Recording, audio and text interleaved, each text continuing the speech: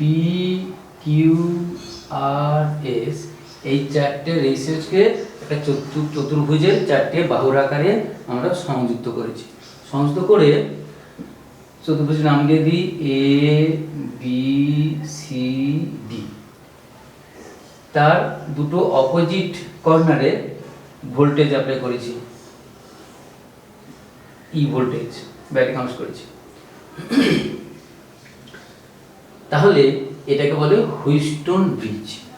ঠিক আছে, চারটে রেজিস্ট্যান্সকে যদি আমরা এইভাবে সজ্জিত করি, কানেক্ট করি, একে বলে হুইটস্টোন ব্রিজ। এই হুইটস্টোন ব্রিজের কোন ব্রাঞ্চ দিয়ে কতটা কারেন্ট যাবে সেটা আমরা হিসাব করব। আমাদের এখানে সিলেবাসে আছে ব্যালেন্সড হুইটস্টোন ব্রিজ। যদি আনব্যালেন্সড হতো তাহলে একটু কঠিন হতো, সেও করা যাবে। আমি আগে ব্যালেন্স হুইটস্টোন ব্রিজটা করি। ব্যালেন্স হুইটস্টোন ব্রিজ মানে বি এবং ডি পয়েন্টের ভোল্টেজ বা পোটেনশিয়াল সেম।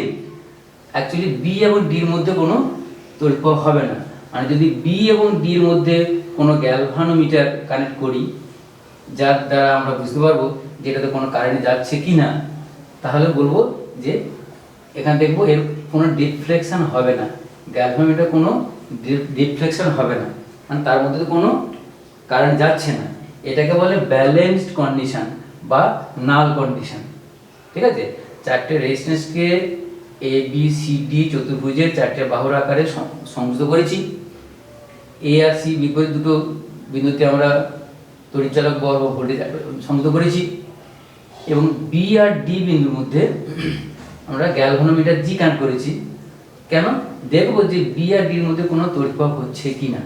আমরা P Q R S K এমনভাবে অ্যাডজাস্ট করেছি যাতে ওই গ্যালভানোমিটার দিয়ে কোনো কারেন্ট না যায়। একে বলা হয় নিষ্পন্দ অবস্থা বা ব্যালেন্সড কন্ডিশন। নিষ্পন্দ অবস্থা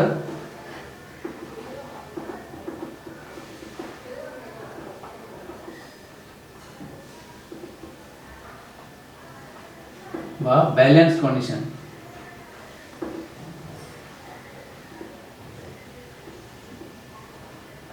ব্যালেন্স কন্ডিশন মানে when Ig is equal to 0, মানে গ্যালভানোমিটারের মধ্যে কোনো কারেন্ট যাচ্ছে না। তখন প্রমাণ করা যাবে পি এবং কিউ যে রেশিওতে আছে আর এবং এস সেই রেশিওতে থাকবে। অর্থাৎ P by Q is equal to হবে R by S. This is Wheatstone bridge principle. ঠিক আছে, হয়ে গেল। আর একবার রিপিট করে দিই, তাহলে পি কিউ আর এস একটা রেজিস্ট্যান্সকে একটা চতুর্ভুজের চারটে বাহুর আকারে আমরা এমনভাবে কানেক্ট করেছি যাতে এ আর সি বিপরীত দুটো কর্নারের মধ্য দিয়ে তড়িৎচালক বল অ্যাপ্লাই করেছি। বি আর ডির মধ্যে গ্যালভানোমিটার এমনভাবে P Q R S K adjust করেছি যাতে গ্যালভানোমিটারের মধ্যে কোনো কারেন্ট যায় না। আইজি ইজ ইকুয়াল টু 0, তাকে বলবো নিষ্পন্দা অবস্থা বা ব্যালেন্সড কন্ডিশন। ওই ব্যালেন্স কন্ডিশনে প্রমাণ করা যাবে P by Q is equal to R by S. এটাকে বলা হয় হুইটস্টোন ব্রিজ প্রিন্সিপল। এটাকে বলে হুইট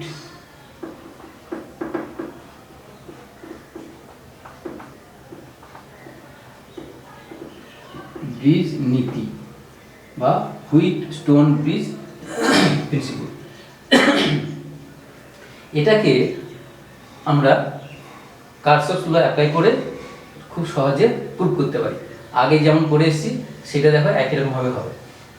সাপোজ এখান দিয়ে এটা মেইন কারেন্ট ঢুকছে, দুটো ব্রাঞ্চ হচ্ছে। আমি ধরলাম এইটাতে কারেন্ট যাচ্ছে I1 এই এ বি ব্রাঞ্চ দিয়ে, আর এডি দিয়ে কারেন্ট যাচ্ছে I2। এবার দেখো এইখানে এসে আমরা কেসিএল অর্থাৎ কারশফস কারেন্ট ল অ্যাপ্লাই করি। এই দিকে কোনো কারেন্ট যাচ্ছে না, আইডি 0, তাই এটা যত কারেন্ট এসেছিল এটা দিয়ে পাস করে যাবে। তাহলে বিসি ব্রাঞ্চের মধ্য দিয়েও I1 কারেন্ট পাস করবে, তেমনি এটা দিয়েও I2 আসবে। ব্যালেন্স কন্ডিশন ধরে নিয়েছি বলে এটা সহজ হয়েছে। যদি ব্যালেন্স কন্ডিশন না ধরতাম তাহলে একটু কঠিন হতো। তাহলে দেখো আগের মতো লুপ নেব, A D B A for A D B A loop. A D লুপের ক্ষেত্রে কেভিএল কেভিএল প্রয়োগ করছি।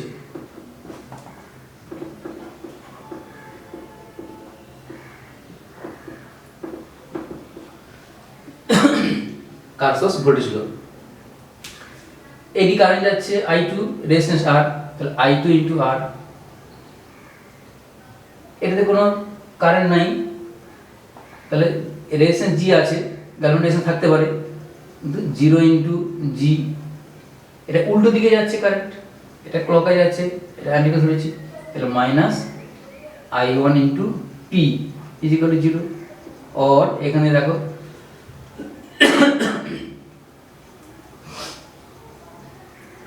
I2 R is equal to I2 R is equal to I1 P और P by Q is equal to I2 by I1।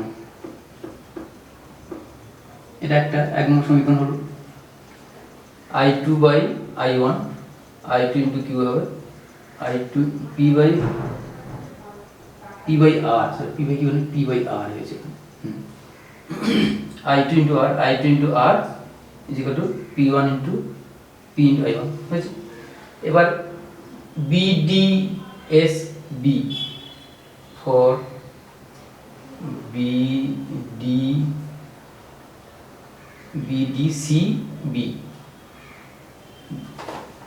BDCB sorry BDCB এই লুপের ক্ষেত্রে যদি আমরা অ্যাপ্লাই করি কেভিএলটা, বিডির ক্ষেত্রে একই রকম 0 হবে, এর ক্ষেত্রে প্লাস S ইনটু I2 উল্টো দিকে যাচ্ছে minus Q into I1 is equal to 0। और এখানে দেখো और Q by S is equal to I2 by I1, Q by S is equal to I2 by I1। তাহলে 1 আর 2 যদি আমরা কম্পেয়ার করি, 1 নম্বর আর 2 নম্বর যদি কম্পেয়ার করি, এটাও I2 বাই I1, এটাও I2 বাই I1, অর্থাৎ P by R is equal to Q by S।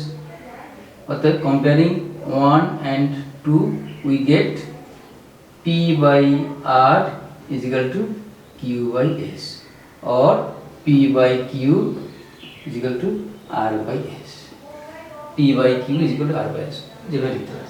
তাহলে হুইস্টন ব্রিজ প্রিন্সিপালটা আমরা পড়লাম। হুইস্টন ব্রিজ প্রিন্সিপালটা KVL KCL অ্যাপ্লাই করে প্রুভ করলাম। ঠিক আছে, তো হুইস্টন ব্রিজটা তো পড়লাম, তো হুইস্টন ব্রিজটা যেটা পড়লাম তার নিশ্চিত একটা অ্যাপ্লিকেশন কোনো জায়গায় আছে।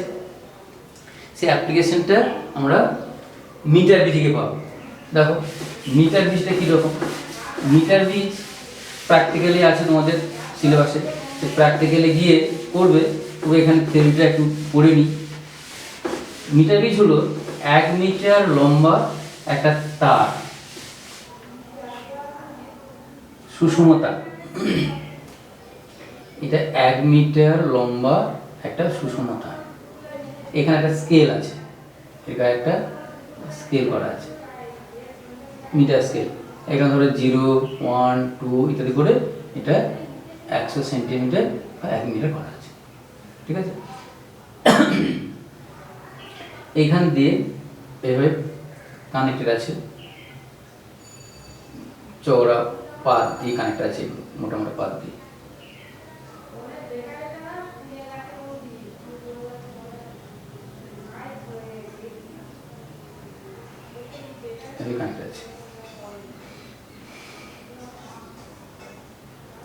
এই দুটো গ্যাপ আছে, এই তারটা কন্টিনিউয়াস তার, সুষম তার, 1 মিটার তার লম্বা।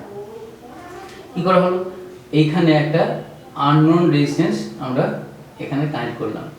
যে রেজিস্ট্যান্সটা এটা আর মনে করো, আননোন রেজিস্ট্যান্স আর, এটা আমরা জানি না, বের করব। আর এখানে একটা রোধ বাক্স নিলাম, রেজিস্ট্যান্স বক্স। সেই রেজিস্ট্যান্স বক্স থেকে আমরা প্রয়োজন মতো রোধ নিতে পারি, সেটা ধরুন S, প্রয়োজন মতো রোধ নেব। আর এই প্রান্ত আর এই প্রান্তের মধ্যে আমরা এখানে ভোল্টেজ অ্যাপ্লাই করেছি। ভোল্টেজটা আমরা সরাসরি ব্যাটারি এখানে লাগিয়ে দিতে পারতাম, কিন্তু কমিউটেটরের সাহায্যে আমরা ব্যাটারিটা কানেক্ট করব। কমিউটেটর কি কাজ করে, এই অপোজিট দুটো প্রান্তে সবসময় আমাদের প্লাগ ইনসার্ট করতে হয়, তাহলে এটাতে আমরা তড়িৎ প্রবাহটা রিভার্স করতে পারি, দিক পাল্টাতে পারি। কেন করতে হয় সে পরে আসছি। আর এই পয়েন্ট থেকে আর এই পয়েন্টে একটা গ্যালভানোমিটার আমরা কানেক্ট করবো।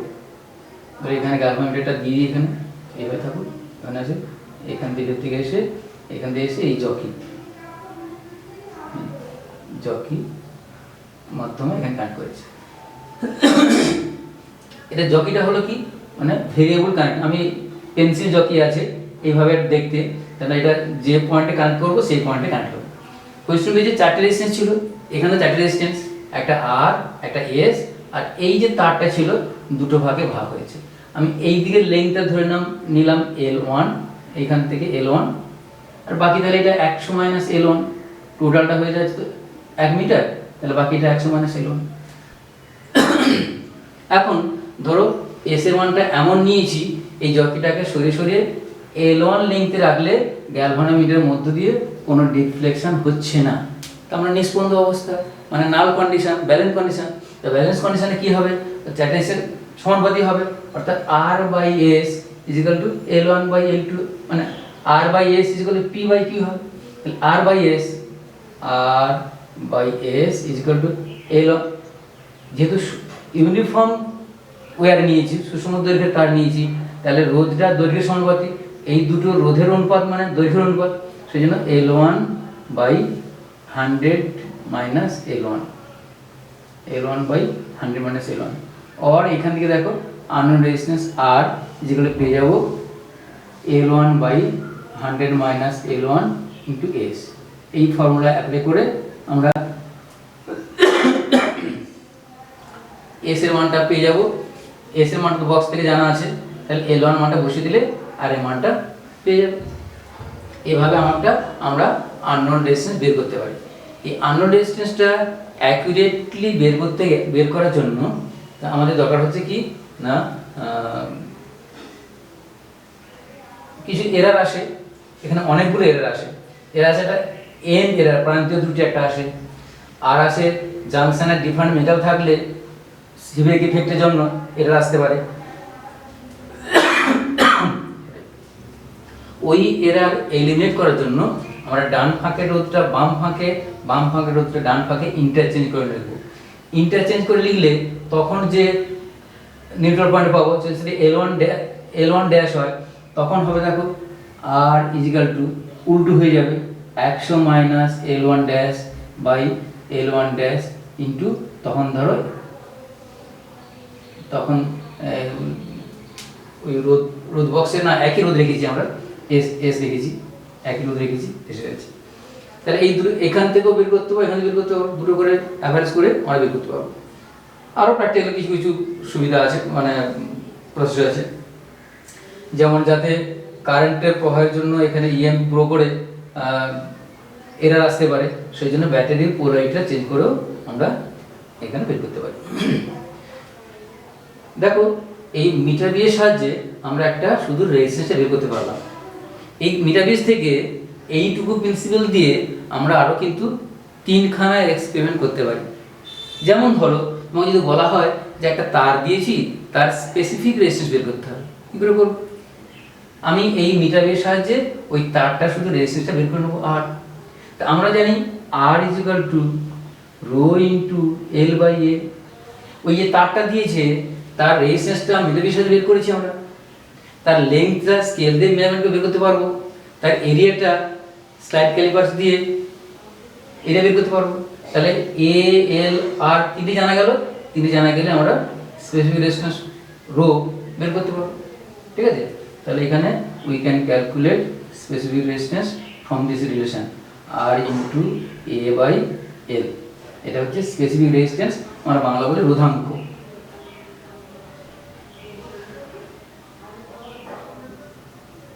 এক নম্বর হলো। 2 নম্বরে বলছি আমরা আগে পড়ে এসেছি, বললাম যে রোধের শ্রেণী সমবায় বা সমান্তরাল সমবায় আমরা সূত্রগুলো পড়েছি। সেই সূত্রগুলো যে ঠিক কিনা ভেরিফাই করতে হবে, সেটাও আমরা এই মিটারের সাহায্যে ভেরিফাই করতে পারি।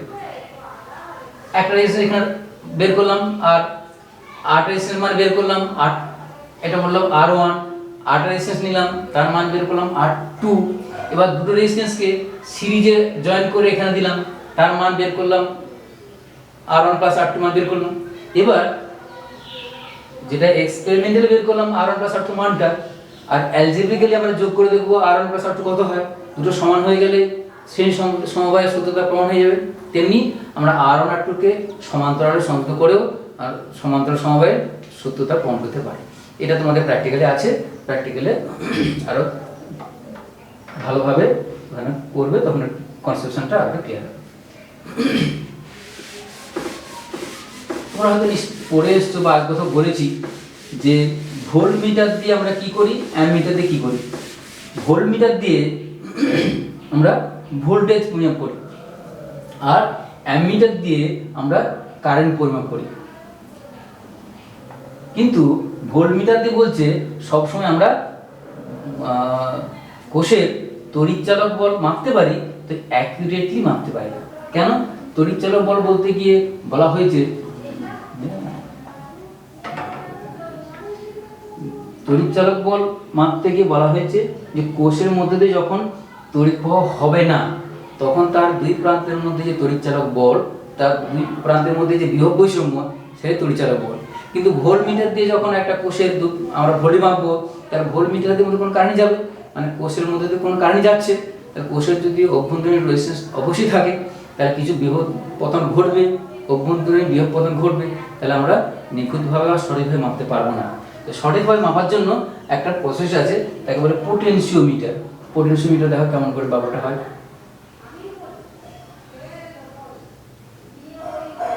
সাধারণত 10 মিটার লম্বা একটা তার এইভাবে আমাদের প্র্যাকটিক্যাল দেখবে ট্রের উপর 1 2 3 4 5 করে 10 টাকা আছে। আমি এটা দুটো প্রান্ত এইভাবে দেখলাম। এখান দিয়ে এসে এটা একটা চাবি নিলাম, এখানে রিওস্ট্যাট বলে। এই রিওস্ট্যাট হচ্ছে ভেরিয়েবল রেজিস্ট্যান্স, এর মাধ্যমে আমি রেজিস্ট্যান্সটা কম বেশি করতে পারি। এবার এখানে ব্যাটারি একটা কানেক্ট করলাম, প্রয়োজন হলে এখানে একটা অ্যামমিটারও করতে পারি, এটা কারেন্ট মাপবে, দিয়ে এভাবে সংযুক্ত করে দেব। এই অবস্থায় যদি আমরা এখানে কারেন্ট মাপি, যদি এর রেজিস্ট্যান্সটা টোটাল মেপে নিই, তাহলে এর একক দৈর্ঘ্যের কতটা বিভব সেটা আমরা বের করতে পারি। অথবা আমরা এই দুই প্রান্তে ভোল্ট মিটার সংযোগ করেও টোটাল ভোল্টেজ মেপে নিতে পারি।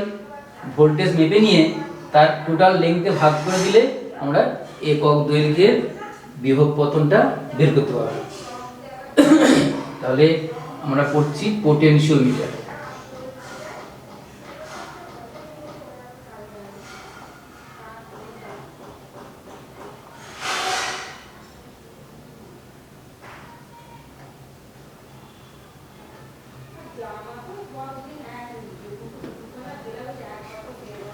স্মল ই বললাম ভোল্টেজ পার ইউনিট লেন্থ, প্রতি একক দৈর্ঘ্যে বিভব পতন।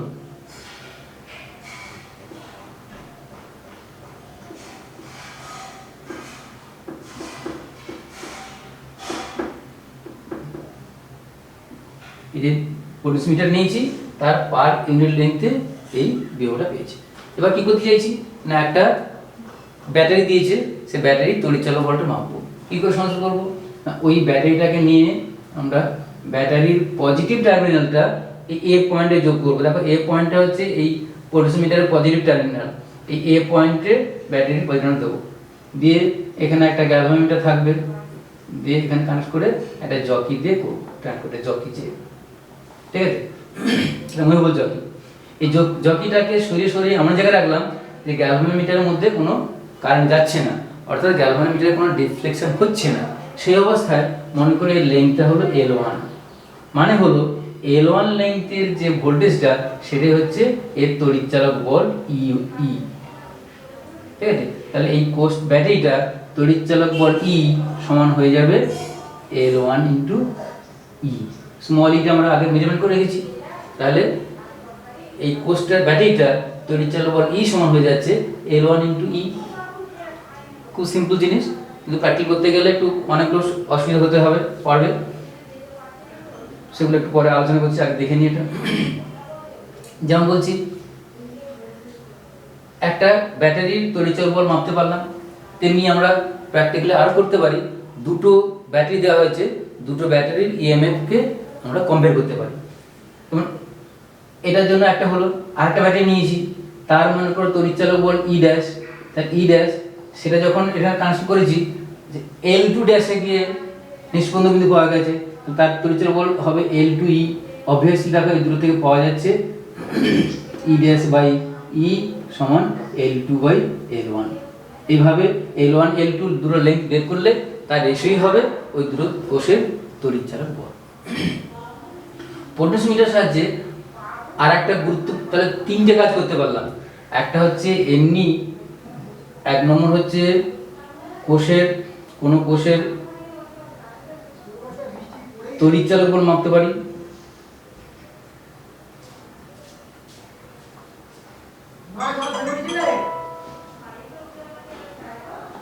মনে করে যায়। দুই নম্বর হলো দুটি কোষের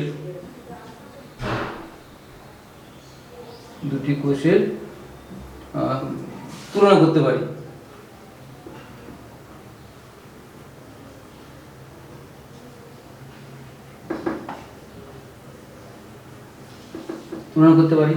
তিন নম্বর যেটা বলছি যে একটা কোষের অভ্যন্তরীণ রোধ আর সমান কোষের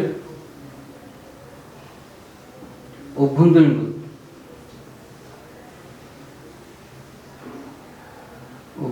রোধ নির্ণয় করতে পারি।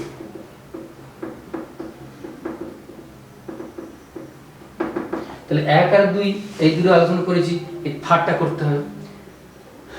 থার্ডটার জন্য কি হয়েছে, কি করতে হবে, এর সঙ্গে আর একটা এক্সট্রা সার্কিট জুড়তে হবে। কি, এইখান থেকে একটা সুইচ দিয়ে একটা রোধ বাক্স দেবো, রোধ বাক্স দিয়ে এর মধ্যে এভাবে কানেক্ট করে দেবো। ঠিক আছে, কি করব, ফার্স্ট স্টেপ, প্রথমে এটাকে যদি কে বলি, কি কে ওপেন, প্রথমে চাবিটা ওপেন আছে, মানে রোধ বাক্সটা কোনো কাজ করছে না, তখন L1 লেংথে গিয়ে মনে করো নিষ্পন্দ বিন্দু পাওয়া গেল। তার মানে এই কোষের তড়িৎচালক বল ই সমান হয়ে যাবে স্মল ই ইন্টু L1। আগে দেখেছি এটা একরকম হয়ে গেল। সেকেন্ড স্টেপ বলছি কি, এই কোষটাকে এই কিটাকে অন করব এবং ব্যাটারি থেকে একটা রেজিস্ট্যান্স ইনসার্ট করব। তার ফলে এখন নিষ্পন্দ বিন্দুটা মনে করো হয়ে গেল L2। তাহলে এখন কোষের অভ্যন্তরীণ রোধ নির্ণয়ের জন্য একটা বর্তনী অ্যাডজাস্ট করেছি। প্রথম কাজ হবে কে ওপেন, মানে এই কিটা ওপেন করা আছে, কিটা ওপেন থাকলে তখন শুধু এই কোষের তড়িৎচালক বল পাবো E is equal to E L1। Second, আমরা এই কিটা ক্লোজ করে দেবো আর এই বক্সে কিছুটা রোধ নেব, তখন যে এর তড়িৎচালক বল কিন্তু ই থাকবে না, তার অভ্যন্তরীণ একটা বিভব পতন ঘটবে। তখন তাহলে এর ইফেক্টিভ তড়িৎচালক বল যদি ই ড্যাশ হয়, তাহলে ই ড্যাশ ইজিক্যাল টু হবে ই মাইনাস আইআর। আইআরটা হচ্ছে অভ্যন্তরীণ বিভব পতন, এটা ইজিক্যাল টু হয়ে যাবে L2 ইন্টু ই।